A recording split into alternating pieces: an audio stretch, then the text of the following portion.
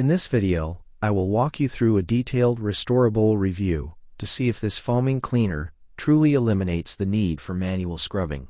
When comparing this to traditional liquid cleaners, the trade-off is clear. Standard products often require a brush and harsh chemicals, while Restora bowl uses an oxygen-based foam that lifts stains below the surface. A standout feature is its safety profile.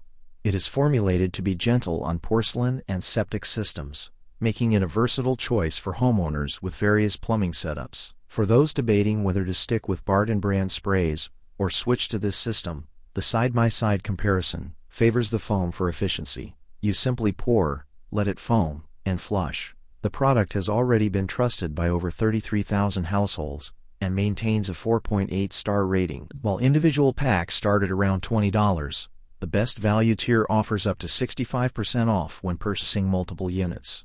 Verified buyers like Emily and Lizzie highlight that it successfully tackles hard water rings and rust stains that other cleaners miss. If you are looking to retire your toilet brush for good, the ease of this oxygen foam method is a major win for busy schedules.